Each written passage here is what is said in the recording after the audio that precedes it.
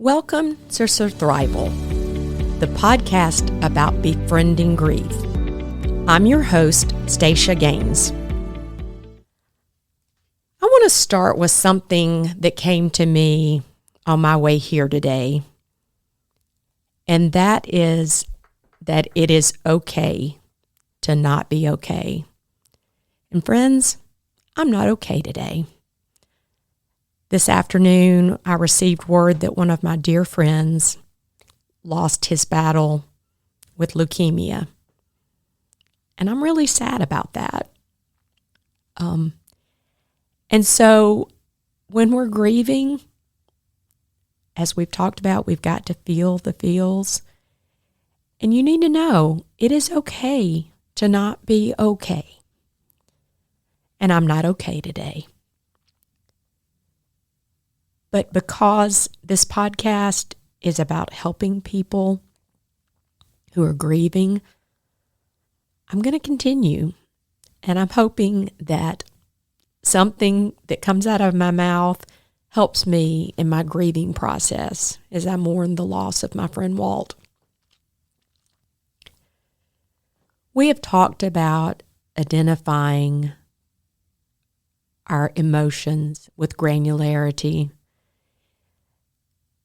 And as a reminder, it's really helpful to go beyond I feel sad and maybe find words that are more granular, more detailed. Maybe instead of sadness, we also think about sorrow, or I'm feeling anguished. I'm feeling hopeless. I'm feeling depressed. Sometimes we're questioning, which can lead to anger. Sometimes we feel remorse, which can lead to regret. And then ultimately even guilt in some cases. Sometimes we feel anxiety, stress, which causes us to feel overwhelmed and can also lead us to feeling fearful. So I hope you will take that list of words that we talked about in the last episode and really sit with your feelings. I had lunch with a friend today, and I practiced this podcast on him, and he gave me some feedback. He said, Stacia, it's really important not only to recognize your feelings, but to sit with them. Let them happen to you. Many of us, we run from feelings that are uncomfortable. But force yourself to sit with that feeling. Really let it happen to you. And if you're feeling brave, ask yourself, where's that emotion coming from? Why am I feeling that way? How does it feel in my body? Am I tense? Am I short of breath? But really lean into those emotions. Sit with them. Let them happen. Today, we're going to get into expressions of our feelings. We've talked a lot about naming them and feeling the feels, but it is really important to find healthy ways of expressing your feelings. In grief, there can be a lot of ugly emotions. There can be anger. And we have talked about finding ways maybe to physically express that anger in a way where no one gets hurt. You can feel deep sadness where you just ugly cry. Or maybe you scream out. You can feel things where you verbally vomit on a friend, where you can just get those raw emotions out. But I want to focus today on creative expressions of your feelings.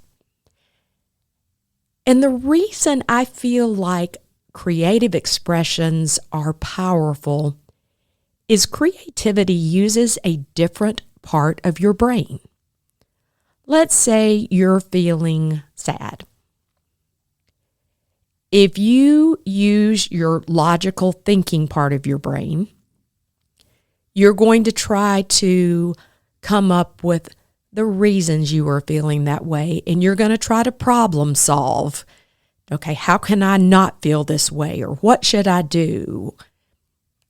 But if you allow a creative expression of that feeling, it opens up a whole new world of possibilities. Now, you may be thinking, well, Stacia, I'm not really a creative person. I'm an accountant. I'm an actuary. I am a logical thinker. We are all creative in some way. So I wanted to share with you today some of the ways that my creative expressions have helped me work through emotions that I've had in grief. The first thing is it is important to write it down. As my friend at lunch said today, you need to get it out of your brain. I don't know how many of you wake up in the middle of the night and you have a thought and you put a note in your phone or you send yourself an email so that you can quit thinking about it. It's the same way with some of our thoughts and feelings about grief.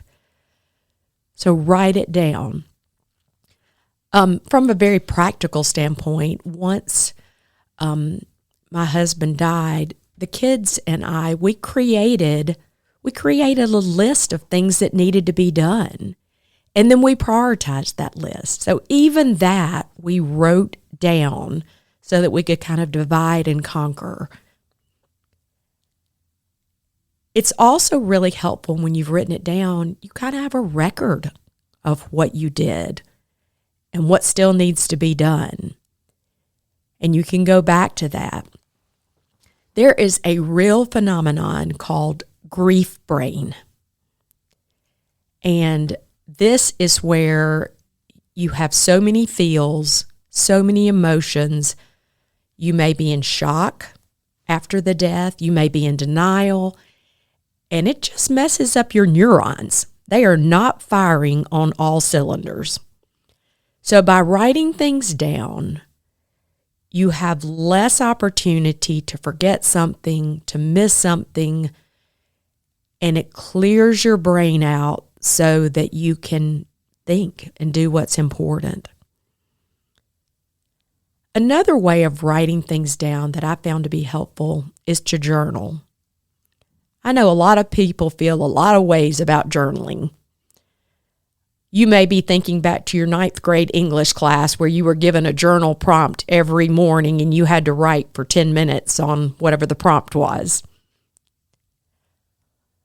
But in my journaling, I write about whatever is in my head, whatever I'm thinking, feeling, ideas I have. This morning, I wrote about how I was feeling about my finances and how I was going to save more and spend less and why. Sometimes I write a Bible verse or a quote from a book that's been meaningful to me that I want to remember. Much of this podcast, if not all of it, has come from me writing down something that I found to be helpful in my grief journey. And I've gone back to that journal and I've reread it and used it to help you in your grief journey. So I really encourage some sort of journaling. But another type of journal that is really cool and really interesting and different is a little over a year ago, I started a drawing journal. Okay, I'm not an artist, y'all. I'm really not, but I've gotten better. But a drawing journal is, for me, just a visual of whatever I'm thinking, feeling, experiencing.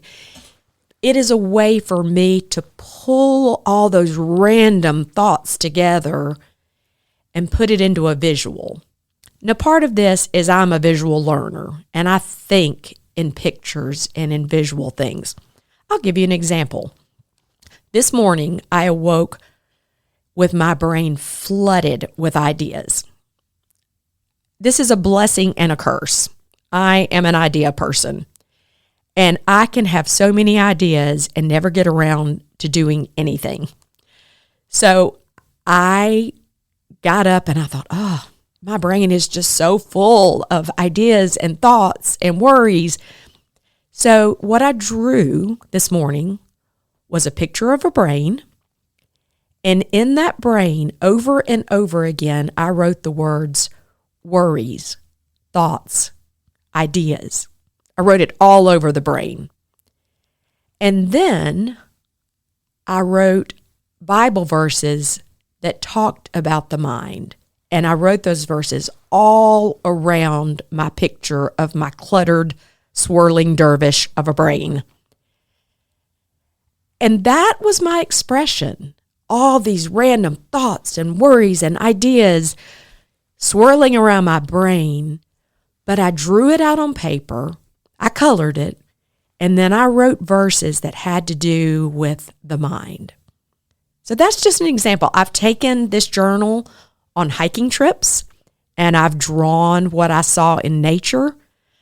One of my favorite examples is in the Smoky Mountains, I saw synchronous fireflies with a friend.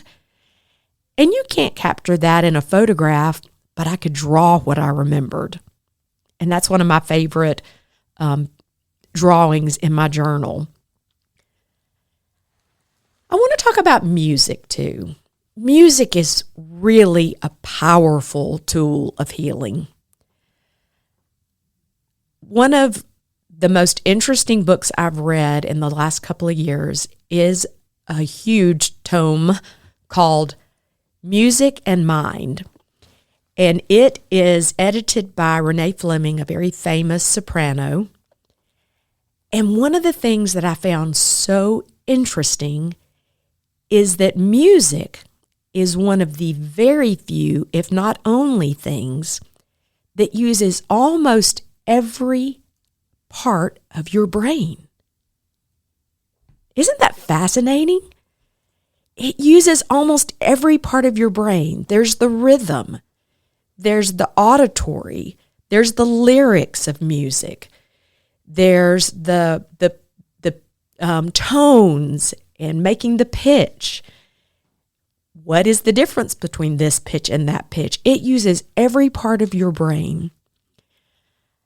I have a close friend who lost her mother-in-law, and she sang at the homegoing. And when she sang, y'all, I told her I could see into her very soul. And she told me that she had not sung since her son's funeral because music can be hard. It reaches deeply and it touches you deeply. So you may not be able to sing publicly. You may just sing in the shower. But singing opens up a part of you. Playing the piano, whatever instrument you play, writing music, composing music, listening to music. I also want to tell you that this morning I had a dance party. I really like music, but I'm not one of those that listens to music all the time. But I really like music to set a mood. And this morning, I honestly was going to put on some Christian music to journal by. But the Pandora station that came up was cleaning music. And so I had a dance party to Smash Mouth. And I literally danced around my living room. And you would be amazed how much better you feel after dancing to Smash Mouth. Try it.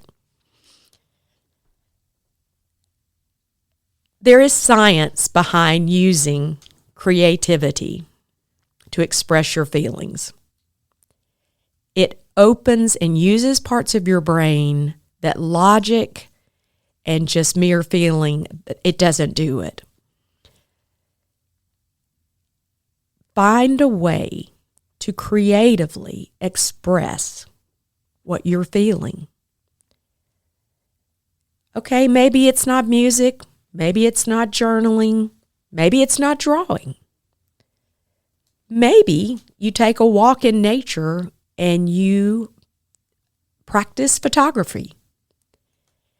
It's amazing what, if you're taking a walk and you're really looking for the small things, you're looking for that caterpillar or that tiny, tiny grass flower that's coming up. Noticing those things of beauty, maybe snapping a photo of it. Noticing beauty around you also kind of opens up new channels, new neural pathways. Pottery.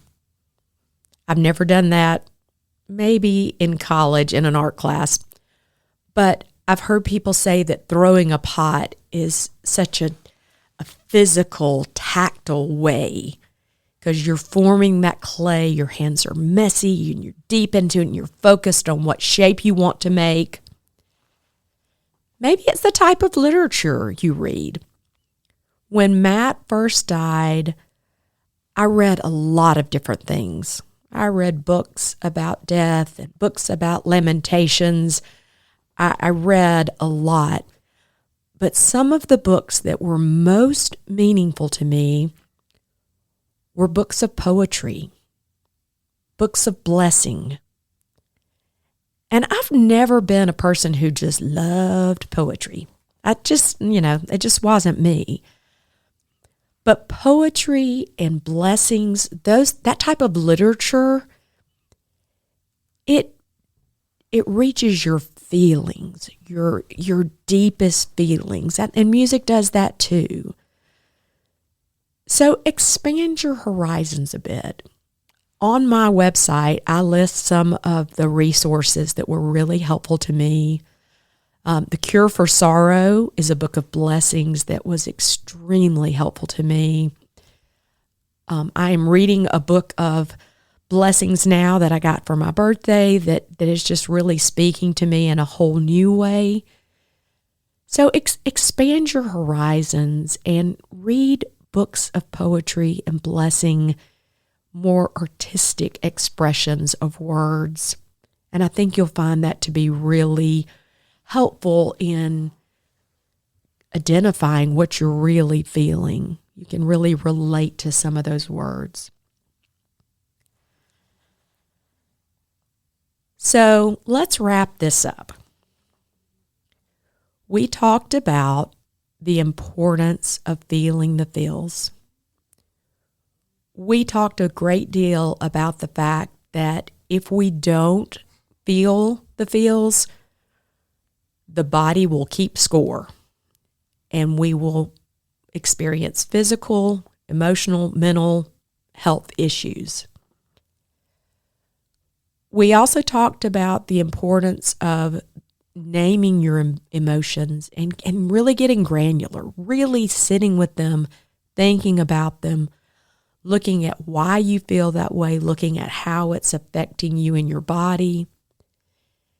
And then today, we've kind of wrapped up this particular series with expressing your feelings. It is important to express your emotions in a healthy way. It is also important to not express your feelings in unhealthy ways. And if you don't proactively find ways to express them in a healthy way, you will end up kicking the dog, losing your temper with your spouse, sniping or snapping at your coworkers. It's going to come out. So sit with your feelings, feel them, and find a healthy way of expression. That your mother-in-law. Thank you for listening to Surthrival, the podcast about befriending grief. My hope is that something you've learned today has piqued your interest and you can take a baby step in your own healing journey. I would love to hear from you. To send me a message or even tell me your story, go to surthrivalpodcast.com. If you'd like to book me as a speaker, you can also do that through the Contact Me section of my website. Please follow me and tell your friends.